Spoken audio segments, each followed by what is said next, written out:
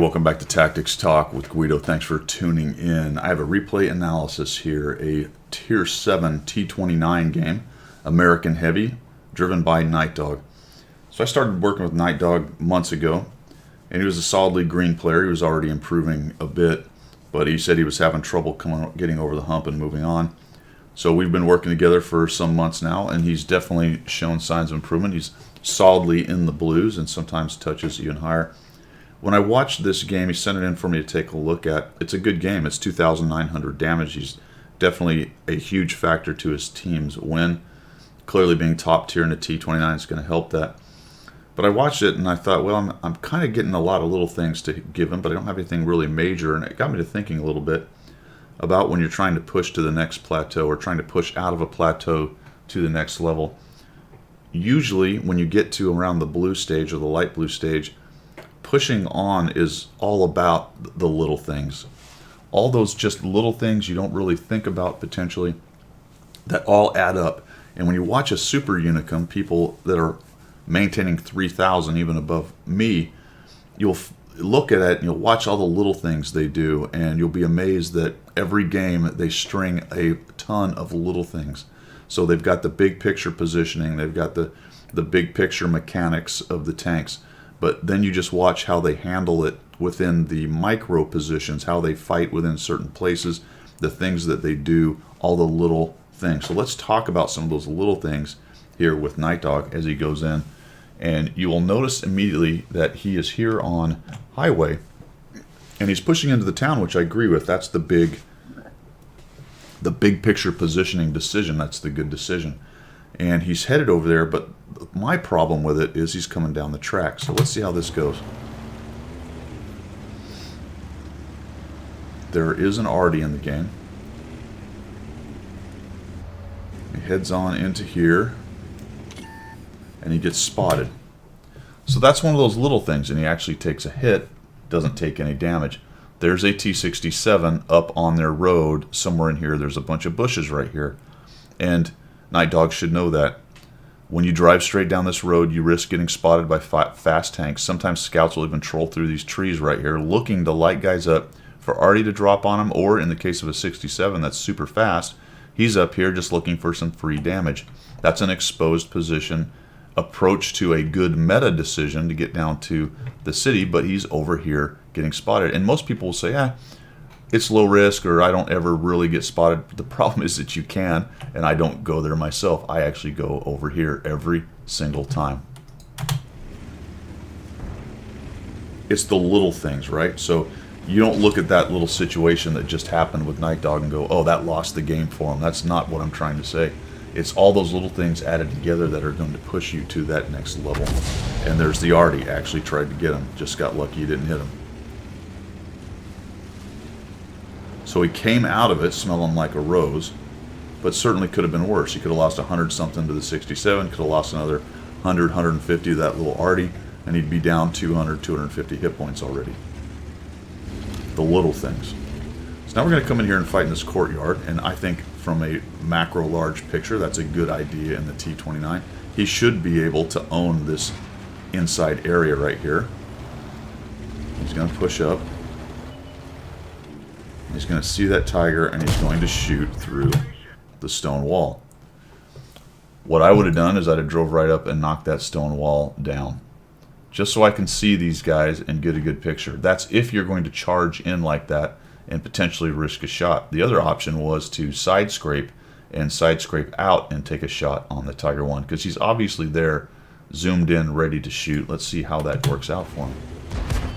He actually bounced. So a nice job on the side scrape, or on the angle, not necessarily the side scrape, to go ahead and bounce that shot right there. But the question remains, could it have been done better? Absolutely. The little things. Okay, this guy's complete fool.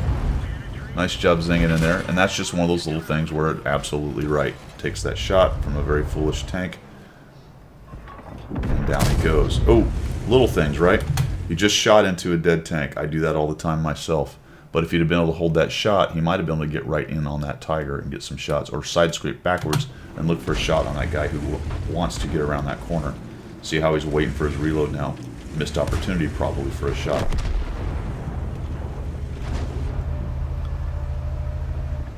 back. Now his team positioning is not fantastic because they're all kind of hanging out back on the railroad tracks, which is dangerous for all the reasons I noted. And he can see that the enemy's kind of filtering through to this other side here, so he makes a wise decision. The hit points are over here. This is one of those towers that's indestructible, so you do have to work around it. I like the checking 6 and seeing if that tiger's coming. He knows the tiger may have the idea to cross. Especially when you consider he doesn't really have anybody, at least I don't think so. Nope, there's a T-20 back there, so good. That is kind of anchoring that, keeping that tiger from pushing, plus all those guys in the railroad tracks there would make it hard for that tiger to get through.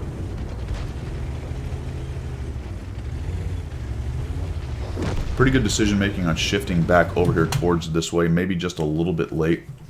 If we're talking all the little things, he should have seen that his team was filtering through, and he probably needed to shift around this way in order to get any shots a little bit sooner. Little things. All right, this was interesting right here for me. So he came across, he had the guy lit, he could see him, he was going to get a highlight, and then he went a little too far forward, and now is dealing with this fence right here. And based on that, just a little bit of rocking back and forth, was not able to get a good aimed shot. In this situation, because that team, the enemy team, is getting rolled up so badly, I really don't think there's much pointing down here. I like to come through on shots like that and knock down fences to get them out of my way, get them out of my vision, just for the very reason that I can zoom in and get a better, more accurately aimed shot on tanks like that Tiger 1. So little things like that. As that Tiger moved forward, I'd have pushed straight at him, so that I'd have already been a couple tank lengths forward and able to get in there and take shots on the Tiger 1. Again, this is based on what I'm seeing on the map and how we're winning the town. Obviously, you don't want to come blitzing around this corner if you know there's several guys looking down here, big tanks, but there's just nothing left. There's their biggest tank right there that they've got left. The rest of them seem to all be kind of back up here. Even the Comet is down, out of position down here, so had you just pushed straight through, you'd be much closer to taking hit points off the Tiger. Again, we're talking about little things here. So a lot of these are just little kind of nitnoid things, but once you add them all together, maybe another shot or 2 or 3, depending on how many of them in a row. Again, just go through, Night Dog. There's no reason to even back up. You may be trying to avoid Artie, but who cares? It's a little Artie, and all those hit points are down there. You guys have complete map control, and the longer you futz around up here, the longer it takes you to get your gun in the game. So little things. You spent that time to tell people to watch the base, but I'm looking at this going, you know what, I don't think the base is in any kind of danger.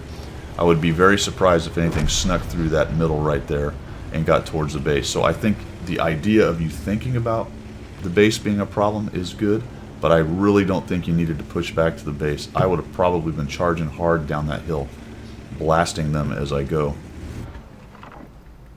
Comet getting a little highlight, that's good stuff. Then push forward. Just push on this guy. There's no reason to sit here. Yep, he's going to back out. And a shot in there.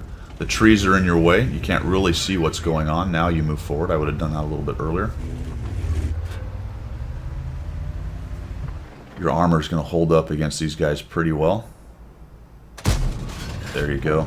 Good shot. Yes, I agree with that. Shoot and go. Just push into them. You've got an advantage. It's time to press it. At this point, you become kind of a spotter yourself, just based on your hit points and armor. You should be able to push into these guys. Sometimes when I get lit and I don't see what they are, I'll do a little zigzag action just to throw off any aim. Sometimes you'll force them to shoot a shot into your tracks, or plain old hit you on the side and bounce off. Interesting, that Stugs right there. I agree with that. I would have shot on the move. It's just unfortunate it went down. I would also auto-aim this guy, and that would free up any worries about aiming. Just center of mass on this guy is just not going to matter. There you go, and keep on trucking by him. Oh, got tracked. That's no good.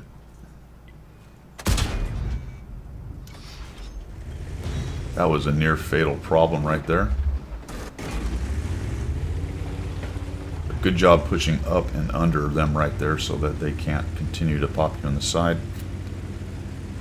And those two did a pretty good job pushing through your team right there. Oh, a little bit behind. So little things. That required lead fire. Quite a bit of it as well, since he's making quite a bit of motion from the left to right on him. Oh, gets away. T-67 runs off. You're not really going to be able to chase him there. And I agree with getting up here and potentially trying to help your T-20 get rid of this E-25. These two TDs have done a pretty good job, along with their other TDs that are now dead, of cleaning you guys up. In fact, I think the T-29 loses this fight.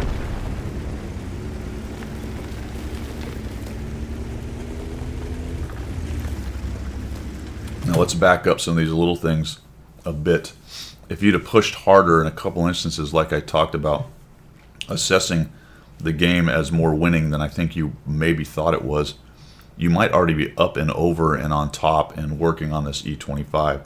It's just when you start thinking about all those little things and how they build together, take a look at where you are in game and think, well, maybe I'd have actually been up here a little closer supporting that T-20 and taking some hit points off this E-25.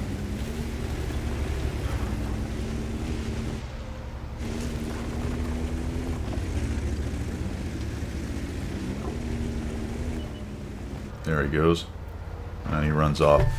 And chasing this guy is probably not the greatest idea, so I agree with this. You're just going to get behind this building right here. And while I don't agree with capping, if you had maybe a little bit better tanks over behind him or coming up on him, that'd be one thing. But definitely force him to come in at you, hide behind this building right here. He won't survive very long between the two of you if he does actually decide to come right at you. M4 is looking for the T-67. I thought maybe he was headed for your cap. He probably was. He may have actually turned around, so he's probably out of position or he's hiding in a bush somewhere. This is interesting that at least the E-25 came at you, and of course he ammo racks you. That was a really nicely done right there, just swinging the turret in the hole. Ended up tracking him. I saw you going for the ram, so that was well done on taking out that E-25. Because he could have been trouble had he got in on the two of you, especially with you ammo rack there. I think I would have fixed that ammo rack. Yep, the T-67 has the M44 in sight. There he is. And just a snapshot looking for a prayer shot on him. So there you go, 2,951, 465 assists. It is a good game.